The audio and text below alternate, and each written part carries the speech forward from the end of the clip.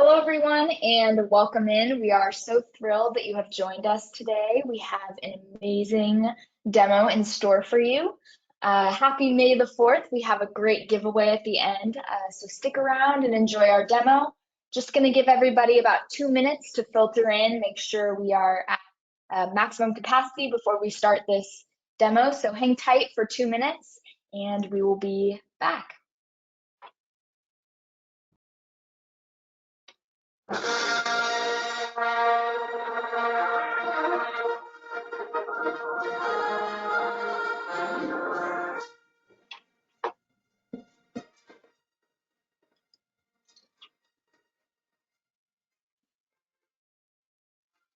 Wow, that was amazing music for while it lasted.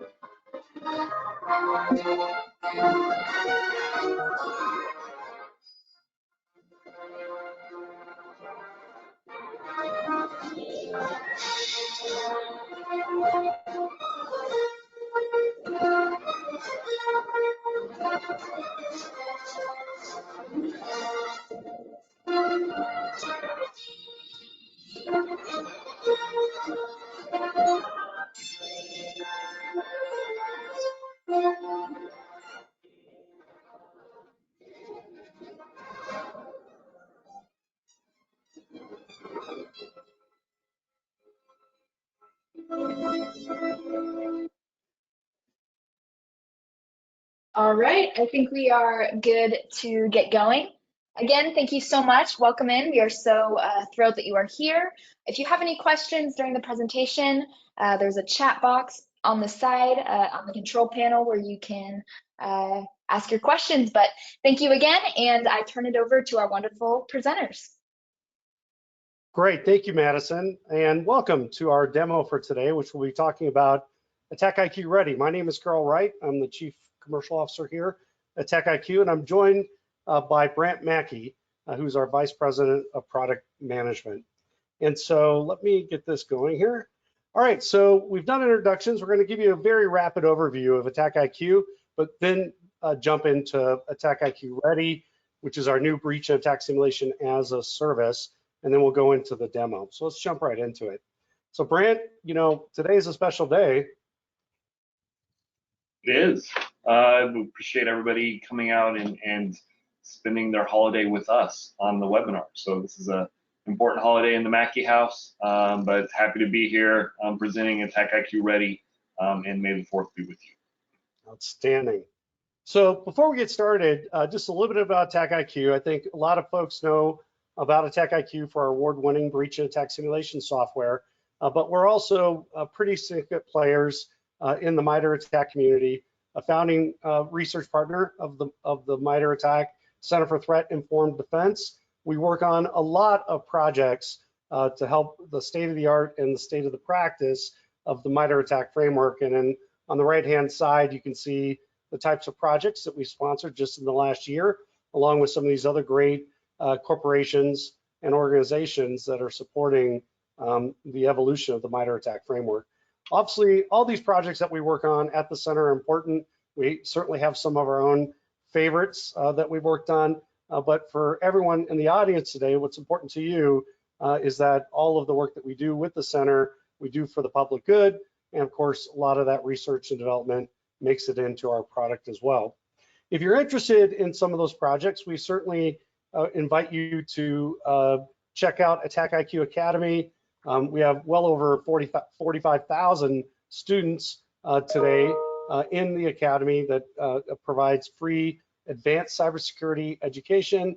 And a lot of the courses in Academy relate to the research projects that we do with the Center for Threat Informed Defense and helping organizations figure out how to operationalize or take advantage of that research in their environment. And of course, AttackIQ Academy has a lot of cyber ranges and hands-on labs, and again, that's completely free to you, the audience, if you'd like to take advantage of it.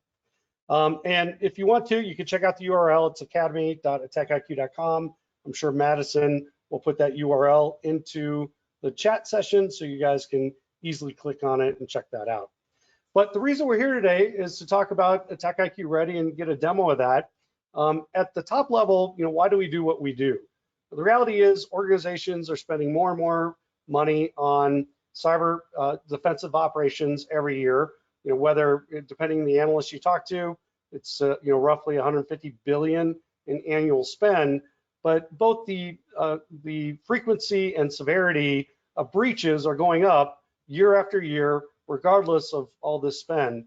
And when we take a look at the data, both from our customers as well as data from other industry folks like Verizon DBIR or some of the other analyst papers that are out there, what we continue to see is a trend of organizations that are buying great products and services, deploying those in support of their cyber defensive posture, but not actually configuring these to the best possible configurations, and in fact, resulting in what we call protection failures, where you've deployed a certain capability, it's not configured properly, and as a result, the adversary is able to circumvent that control, and therefore the organization not achieving any return on investment or cyber posture capabilities as a result of that.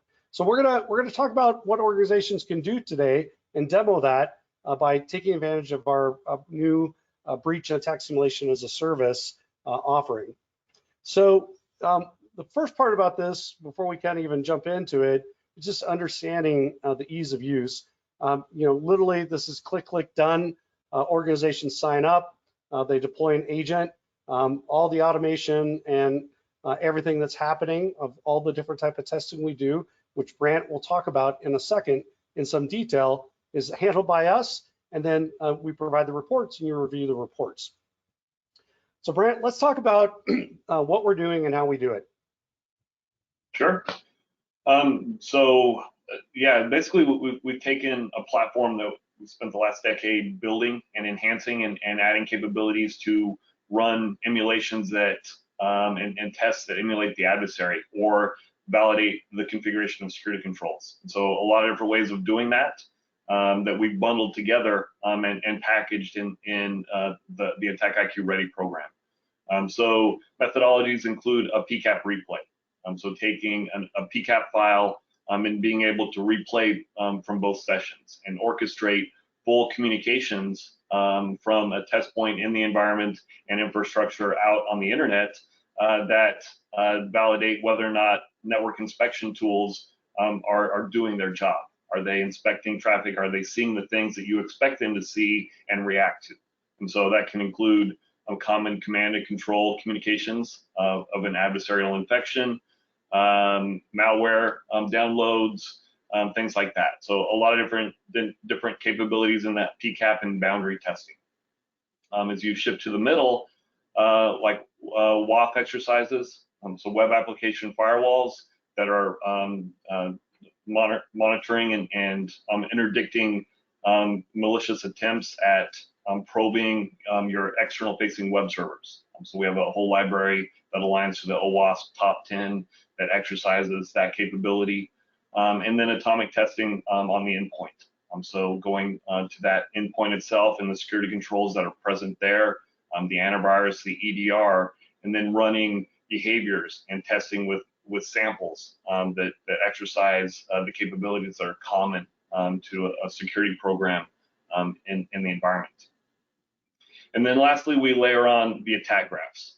So a capability in the platform that takes a campaign and puts together several different behaviors into a flow and executes that flow and allows you to do true emulations of adversarial campaigns safely in an environment so I can measure my effectiveness against a common adversary. And so all those combined are bundled together in this AttackIQ Ready program. So all this testing is the same type of testing that AttackIQ customers have been enjoying in the enterprise space now for, as Brant said, 10 years. And what we've been able to do is package this up into a fully automated breach and attack simulation as a service, providing weekly and monthly reports. And so let's get into that just a little bit. So there's 7 steps that end user is required to do in order to achieve the outcome of these weekly and monthly reports. And so basically, and you're going to see this in the demo today, is you manage the users that you want to receive reports, whether those are executives or those are technical users. Maybe it's a firewall team, maybe it's an endpoint team, whoever it is that you want to be able to receive these results and the detailed mitigation recommendations. You can add those users very simply in the portal. You have the ability to identify your tech stack, what products you own and operate that you'd like to be evaluated. You can define some specific test parameters if desired, but that is not necessary. You deploy your test point. We do lots of different environmental function checking to make sure the service is up and running and available for use. And then finally, you schedule your tests when you like these tests to be run, and so that you can view the results. So one of the things we wanted to talk about before we get into the demo is, what is this content that we run? And the reality is we tend to create 3 different buckets of content that will be ran on a weekly and monthly cadence as part of the service. The first one is exactly what you think it would be. We like to call it flavor of the day, which is things that are happening in the real world, whether it's you learn about it vis-a-vis a CISA report or whatever it might be. There are new pieces of ransomware or malware that are popping, and of course your team wants to know, are we okay?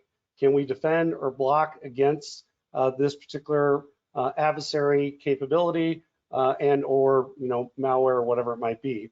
The second is around security controls, and over the years we've developed pretty significant tests to be able to evaluate the baseline of all the different types of controls that people deploy in their environments in order to interdict adversaries from either blocking or detecting. And so what we really want to do is help you have situational awareness and visibility into the effectiveness of how well you're configuring those controls. And as a result of that, from a cyber hygiene perspective, are you in your best possible position to be able to interdict the adversary? And the third one is what I like to call threat-informed defense, which is what Brant talked about a second ago, which is the ability to emulate entire adversary campaigns, whether that's BIN6 or APT29, and assess your organization's ability and resilience to be able to handle those adversaries and the type of techniques, tactics, and procedures that they use. So Brant, you want to talk a little bit about our adversary research team and what we do there? Sure. So we have an adversary research team, commonly known as the ART, AttackIQ Research and Threat Team, that basically triggers off of CISA reports, monitoring everything that's going on in the world, a lot of different intel feeds and data sets that they tap into. But the one that we commonly trigger off of are the CISA alerts. So something big happens that everybody should be aware of. We are publishing content specific to that. So that includes researching the adversary. So not just what CISA is publishing, but what do we have in our archives about that particular adversary or their history of campaigns, putting together an attack graph, putting together templates with atomic testing that are relevant to that adversary, publishing it, publishing blog posts as well that explain exactly who the adversary is, why it's important, why CISA put an alert out, and how organizations can test themselves against that adversary. And so that is an endless cycle at this point, but it becomes very much repeatable in that the adversaries share a lot of commonality. And so putting all that together, publishing it in a format that's consumable and now actionable for our customers is something that we're very proud of. And we have a broad history of blogs and content for this. Great. And then Madison, maybe in the chat, you can just put a link to the adversary research team on our website for people that might be more interested in getting additional information on that. So, one of the things that we wanted to provide is examples of the type of findings that organizations routinely have when leveraging this service, AttackIQ Ready. And the reality is, there's things we focus on from a protection perspective. There's things that we focus on from your ability to detect adversary behaviors as well. And so I thought this was a good illustration of just some examples of different findings that customers usually have within the first few days of receiving the service. And so Brant, you want to talk through just a couple of these, and then maybe we'll just jump right into the demo. Sure. Yeah, a lot of these are just common issues that happen in an operational environment. So the proxy, that was a fully HA proxy service, web proxy, monitoring all the outbound traffic, and so they had a maintenance event, scheduled downtime, updated both sides of the HA environment step by step until it got to the last step, which was to reapply this very complex policy that they were proud of.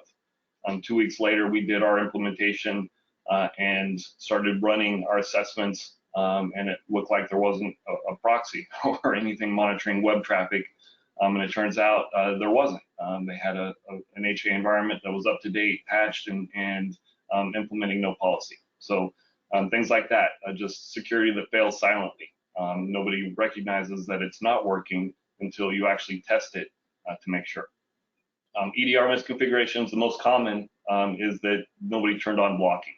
Everybody drops the EDR into the environment, and a lot of people assume that it's doing what it's supposed to do, which is blocking adversarial behavior, but it turns out not all of them drop in with that specifically enabled. So we encounter that a lot during our implementations. Active Directory, unsigned PowerShell, organizations that implement policies around the use of PowerShell love the platform and love the capability of validating that. And then other things like DLP. So exercising DLP policies, testing against the validity or operationalizing that policy. So an organization had a DLP policy, we went in and turns out they were only monitoring for credit cards. The threshold was 50 entries. And so when we ran an exfiltration that had 40 entries, nobody alerted. And so they realized that, okay, so that's a gap, because I could just exfiltrate 40 in batches of 40 all day and nobody's going to notice anything. So they reduced their threshold and increased their security posture because of that. So just a lot of different examples. We get them all day, every day as we deploy this out into the world. But that's the point of the Ready platform and the service itself. Well, I think everybody's probably read the rest of the slide by now, so maybe let's jump to the demo, Brant. And I think I need to give you control. Let me do that.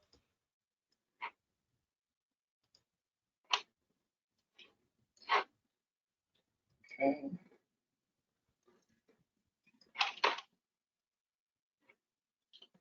Okay, hopefully you are looking at my screen, my browser that has the Ready service up. So we've talked about what it is. This is going to be a very simple demo because the service itself is designed to be very simple. This is the home screen. So once you authenticate into your tenancy, you get some information about what the art team's been doing, what kind of content we've been publishing in the mainstream platform. But then you can jump right into the configuration and the first time. And then every other time you can go right to reports. But from a configuration perspective, these are the 7 easy steps to get up and running. The first is to enumerate your stack. We are a partner with you now. We want to understand the environment and understand the security controls that are present that we are now going to start testing and validating. So an easy way to go through and enumerate that. The next step is let's identify what is the testing schedule. So the service runs testing on a weekly basis. You get to specify exactly when testing will occur in your environment. And then next is we need to deploy the software that will execute the test. So this runs on a Windows box, typically, desktop or server, but you download the package to install it here. And then once that software is up and running and checked into the platform, you can monitor that here as well. The next step is a little bit of context. So for some of the testing, we're testing the email filters to fully test and validate whether or not the email is properly inspecting and pulling malicious links and malicious attachments. We want to send from the outside and then check the inbox that we're sending to. And so we're, in this case, going to plug in the email recipient and then identify what mechanism to retrieve and validate receipt. On the WAF side, if you choose to test your WAF, then let's identify what is the web server that's being protected by the WAF. And then how does your WAF protect? Does it, the default is respond with a 403 code, or do you have something custom? And so we can customize, or the customer can identify their custom settings if they don't have a default. And then the final step is managing the users. So how many users do we want in the platform to receive the reports and provide the configuration? And that's it. So once I've completed the basic configuration, testing will occur on the weekly schedule, and then the hamsters run on the wheel, testing is conducted, and reports are now populated in my platform. And so you can see the different types of reports. I have the weekly summary, the weekly detail, and the monthly, along with this cyber insurance report. So let's take a look at these reports. So the weekly summary starts at the top. So my overall effectiveness. So you can see the 6 different security controls that we start testing on day 1. And we can expand into more controls as we move forward. But security control validation is a journey, and on day 1, this is what we start with. So as we're testing those, we have the overall effectiveness, and then the high-level metrics around how effective your program is. We break things down. So inside the next-gen firewall, we have subcategories, so the different types of testing we're doing with those metrics as well. And we go through each one of the security controls and an inventory of the different tests that we're executing to include mitigation recommendations and all the way through the different controls as a summary. So when we get to the detail, detailed report, now we're getting into the more technical details. So this is where we're providing the execution evidence for things that are not prevented. So as these different tests run, we're logging kind of step by step of what we're doing, so that there's evidence of exactly what happened in the environment, and so that along with the mitigation recommendations, you can see what occurred, so that the appropriate mitigation and remediation can occur. But back to the monthly progress report. So I'm basically measuring my status over time, both at the high level of the overall outcomes as well as the individual security controls. And then the cyber insurance risk report. So once again, it's the cyber insurance view of the world. So when you're validating security controls, we've have customers that have taken the results of the platform and actually gone to their insurance companies and said, hey, you send me a questionnaire of what do I have as part of my security posture, instead of answering just the general questions of what's there, let me do one better and give you evidence of what's there and the fact that I'm validating the functionality of what's there on a regular basis. And our customers have done that with great success. they've reported that to us. And so we've taken that and turned that into a regular cyber insurance report built into the platform that does exactly that. Let's look at what's there, validate the functionality of those security controls. So now we have a running report and evidence over time that my cybersecurity program is effective, and I'm confirming that on a regular basis. So Brand, if we could very quickly jump to the weekly summary report. I just want to double click on a couple things real quick. You can go up to the weekly piece of it, please. Okay.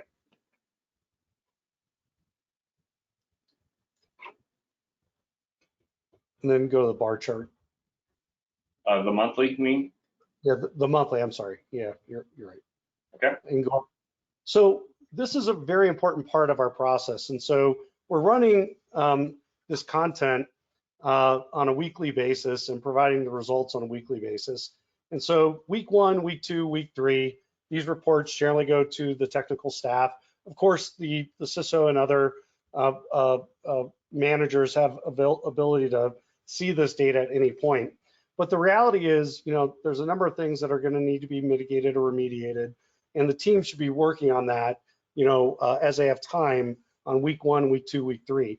Week 4 is our summary report that comes out, and generally speaking, this goes to the CISO and goes to the management team. Certainly goes to anybody that they would like it to go to, but this is really meant for the management team to understand, is the organization getting better or getting worse over time, and by category of important technology, not just in aggregate. Aggregate security posture scoring is important, but let's say the organization is doing excellent on EDR, excellent on antivirus and boundary firewall, but outbound web content, web application filter, and email is a problem area.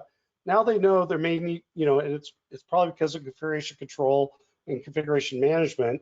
They probably know they need some remedial training here or some help for those teams in better managing those technologies, and as a result, better managing the expected outcome of the investment in these areas. And we've had a couple of good questions, and this is a good time to maybe answer one or two of them. So one of the things we do is we have an integration manager that's hosted in your tenancy as part of our service. And so that integration manager allows you to put in, maybe you have Splunk, it's just an example, or QRadar, or whatever your SIM is, put in your credentials for that SIM or that application, and then we will actually query that SIM to match up the expected detections that we'd like to see. And obviously, if for some reason signatures aren't working or correlation rules aren't working, we're going to provide very detailed information on how to go adjust your detection engineering in order to better detect these TTPs or adversary behaviors that we're putting signal into your network and environment. And that goes through these controls as well. And so if you want to connect into your CrowdStrike instance or whatever your EDR is, we'll also query those controls and then provide situational awareness and visibility and how well they're doing, and also visibility of if they're actually reporting appropriately to the SIM. And so in doing so, we validate what we call your security pipeline. So that was a good question.